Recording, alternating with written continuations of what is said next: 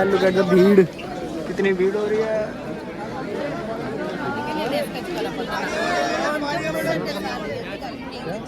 धूप में तो हालत ख़राब हो जाएगी यार। हम फाइनली डिड इट, हम काल भैरव के मंदिर पहुंच चुके हैं। बहुत नज़दीक ही पहुंच गए थे। इतनी भीड़ है यहाँ पे, इतनी भीड़ है, मैं क्या बताऊँ। डिसिप्लिन मेंटेन करते हुए ऐसे चले जाते देख सकते हो बहुत ज़्यादा भीड़ है। मेरे को दर्शन को बहुत ज़्यादा यहाँ पे। जैन की पवित्र धरती पर स्थित है काल भैरव मंदिर, एक ऐसा स्थान जहाँ पर भक्ति के साथ साथ एक अलग ही रहस्य का एहसास होता है। कहते हैं कि काल भैरव भगवान शिव का क्रोध रूप है और काल भैरव उज्जैन के रक्षक भी माने जाते हैं। 2 घंटे इंतज़ार करने के बाद जब दर्शन करने का पल आया तो मन एकदम से शांत हो गया। शिव के सामने खड़े होते ही जैसे सारी थकान दूर हो गई। यहाँ का सबसे विशेष रिवाज है मदिरा चढ़ाना। भक्तों द्वारा चढ़ाई गई मदिरा को मूर्ति स्वीकार करती हुई दिखती है, जो इस मंदिर को और भी अद्भुत बना देता है। काल भैरव महाराज जी के दर्शन हो गए थे। अभी हम जा रहे हैं भुवनेश्वर की ओर। हमने सोचा एक मंदिर और बचा है भुवनेश्वर, तो उसको भी बोले थे। लेकिन अभी जा रहे हैं काल भैरव जी महाराज के मंदिर के बारे में आपको अंकल बताएंगे। अंकल बताओ। काल भैरव के बारे में आपको जानकारी दूंगा मैं। शिव पुराण के अनुसार और स्कंद पुराण के अनुसार, स्कंद पुराण और शिव पुराण में वर्णन आता है कि काल भैरव का प्राकट्य महादेव के नाखून से हुआ है, जो कि ब्रह्मा का 5वां सर काटने के लिए हुआ था। ब्रह्मा जी झूठ बोल दिए थे कि महादेव के दिव्य लिंग का ओर छोर मिल गया है उन्हें, जो कि धरती से पाताल तक दिव्य लिंग है, उसका ओर छोर मिल गया है। ऐसे करके काल भैरव, ब्रह्मा जी झूठ बोले थे, महादेव को क्रोध आया। इसी की वजह से महादेव ने अपने नाखून से काल भैरव का प्राकट्य किया और काल भैरव को बोला कि जाइए काल भैरव, ब्रह्मा जी झूठ बोले हैं, उसका 5वां सर धड़ से अलग करिए। तो 5वां सर काटा काल भैरव ने ब्रह्मा जी का।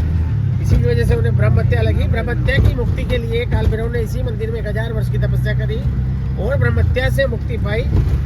जब से काल भैरव राजा महाकाल के कोतवाल है, उनके दर्शन करने से उज्जैन की यात्रा पूर्ण होती है। जी ने एकदम बता दिया पूरा उसके बारे में। हम भुवनेश्वर जा रहे हैं, भुवनेश्वर के बारे में भी बता देंगे। And it was like my father, भाई मेरे पापा भी इसको सब पता है, एंड अंकल को भी सब पता है यहाँ के बारे में। समय की कथा है ये। शिव पुराण के समय में जब ये अवंतिकापुरी नाम से ये जो उज्जैन था, इस उज्जैन में ये पूरा उज्जैन महाकाल वन के नाम से फेमस था। एक पूरा जंगल था, घनघोर जंगल था, जो महाकाल वन था। महाकाल वन में वेद प्रिय ब्राह्मण, साधु संत, ऋषि मुनि तपस्या करते थे। उस महाकाल वन में एक छोटा सा गुरुकुल था, जो साधु संत ऋषि मुनियों के बच्चे गुरुकुल में पढ़ने जाया करते थे। अब गुरुकुल में पढ़ते पढ़ते कुछ समय तो बहुत अच्छा निकला।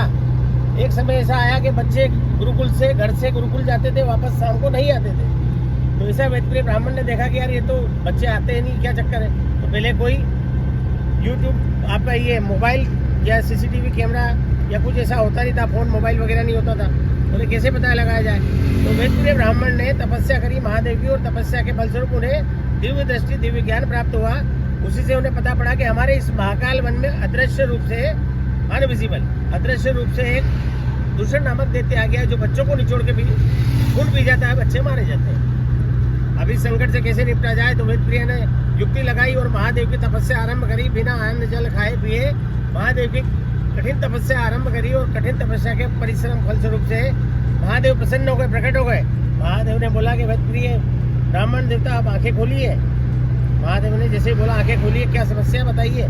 तो वेद प्रिय ब्राह्मण ने बोला कि हे प्रभु महादेव, हमारे इस महाकाल वन के अंदर दूषण नामक दैत्य जो दिखाई नहीं देता है, वो अंदर आ गया है और बच्चों को निचोड़कर खून पी जाता है, बच्चे मारे जाते हैं, इसका आप संहार करिए। महादेव ने जैसे ही तांडव करा, डमरू बजाया, वो अदृश्य रूप से जो रहने वाला दैत्य था, वो सामने महादेव की प्रकट हो गया। महादेव त्रिशूलों से उसे मारने लगे, पर उसने पूर्व काल में ब्रह्मा की भक्ति करके दूषण ने ऐसा वरदान प्राप्त करा था कि जो देवता उसे मारे, कोई भी उसे मारे, तो वह 84 रूप में प्रकट हो जाए। अब उसने 84 रूप प्रकट कर लिए दैत्य ने, 84 जगह में छुप गया। वो उज्जैन के आसपास 129 किलोमीटर की यात्रा होती है 84 महादेव की, ये उसी का ही फलस्वरूप है। 84 रूप में वह उज्जैन के आसपास छुप गया। अब महादेव ने भी अपने शरीर से डमरू वाले, त्रिशूल वाले 84 रूप प्रकट करे, और जहाँ जहाँ वो दूषण दैत्य छुपा था, वहाँ जाके महादेव ने उसका संहार करा, उसका वध करा, और जब दूषण नामक दैत्य मारा गया, उसी जगह पे जहाँ जहाँ वो मारा गया वहीं दिव्यलिंग प्रकट हो गए। वही 84 महादेव है, जो आज यात्रा होती है 84 महादेव की। आप दूषण मारा गया, वेदप्रिय ब्राह्मण से बोला कि आपका दूषण दैत्य जो शत्रु था वो मारा गया है, आप निर्भय होकर अपना जीवन यापन करिए और निर्भय होकर भगवान की भक्ति करिए। वरदान मांगो, आपकी भक्ति से मैं प्रसन्न हुआ। तो दूषण ने वरदान, वेदप्रिय ब्राह्मण ने वरदान जो मांगा, ऐसा वरदान मांगा महादेव के, हे प्रभु महादेव, इस महाकाल वन की शोभा बढ़ाते हुए सदा सदा भक्तों की समय और काल से रक्षा करते हुए आप महाकालेश्वर दिव्यलिंग के रूप में प्रकट हो जाइए। तो महादेव तथास्तु कहते हुए कैलाश पे चले गए और धरती फाड़ कर ये दिव्यलिंग प्रकट हुआ है, जो महाकालेश्वर है। ये समय और काल का देवता महाकालेश्वर है। 12 ज्योतिर्लिंगों में 3 नंबर का ज्योतिर्लिंग है। बड़ा अद्भुत दिव्य ज्योतिर्लिंग है, जो दक्षिण मुखी है, जो भक्तों की समय और काल से रक्षा करता है। जय महादेव। जय महादेव। दर्शन के बाद मन में एक अलग ही सुकून था, लेकिन यात्रा अभी बाकी थी। काल भैरव के दर्शन के बाद हम अपने ऑटो वाले अंकल के साथ निकल पड़े भुवनेश्वर महादेव की तरफ, जो उज्जैन से लगभग 35 किलोमीटर दूर। फाइनली हम लोग पहुंच चुके हैं भुवनेश्वर महादेव के मंदिर। अभी हमने ले लिया है पूरा बास्केट वगैरह जो चढ़ाने के लिए होता है, एंड जल भी ले लिया है। जल बाहर से लेंगे, मतलब लोटे ले लिए हमने, बाहर से लेंगे। ये देख सकते हो मंदिर, एंड ये देख सकते हो आप मंदिर, और भी यहाँ का।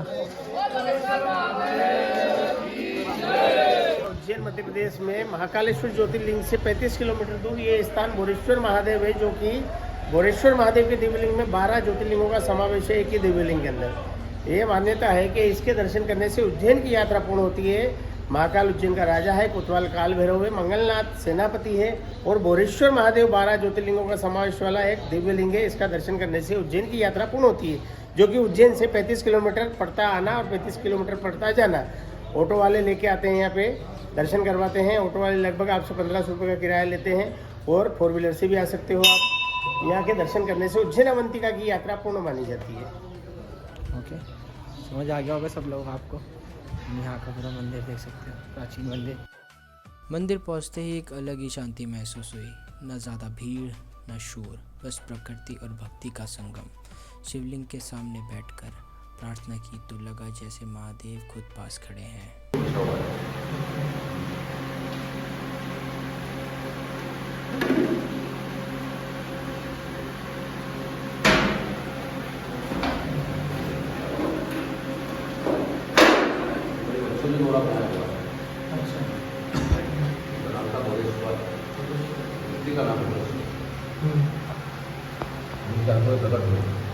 फल में ये हल्का निशान है। अच्छा, ये फल लगा हुआ है। हाँ, जैसे हल लगाना बाहर आएगा।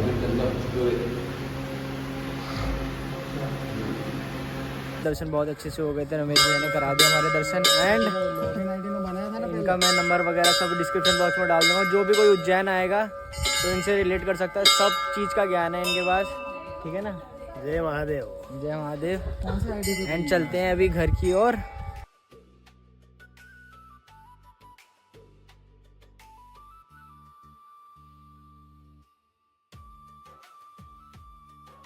अच्छा, जो भी बनेंगे अपन 84 लाख योनियां हैं। हर योनि में आदमी, मान लो कि सांप बन गया तो सांप तो कहीं भी पिछड़ा जाएगा, जुआ बन गया वो भी कहीं पिछड़ा जाएगा। तो 84 लाख योनियां नहीं भोगना है तो 84 महादेव की यात्रा करना पड़ती है। घर 84 मिटे 84।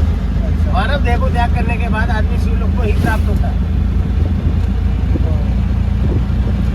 अभी तो हम इंसान है, बोल चलते हैं सिर्फ, और हाथ से काम कर सकते हैं, पैर से चल सकते हैं, खा सकते हैं, सब कर सकते हैं। और जब जानवरों की योनि में भगवान डालता था, ऐसे ऐसे कीड़े मकोड़े बनते हैं ना, वो बोलते हैं ना, चलते हैं, रेंगते रहते हैं, कहीं भी पैर के नीचे भी आ गया तो मर गए। तो 84 लाख योनि आए जीवन में। ये जीव मात्र 84 लाख योनियों में भटक।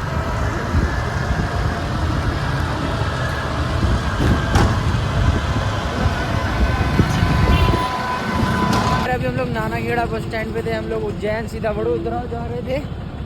And this is how our सफ़र इज़ गॉन। इंग्लिश हिंदी दोनों मिक्स कर दी मैंने। एंड कैसा लगा मेरा वीडियो ज़रूर बताना, एंड तक देखने के लिए thank you so much for watching this video. मिलते हैं नेक्स्ट वीडियो में, तब तक के लिए bye bye, tata, sweet dreams, good night. अभी तो हमारा गुड नाइट होगा। Bye bye.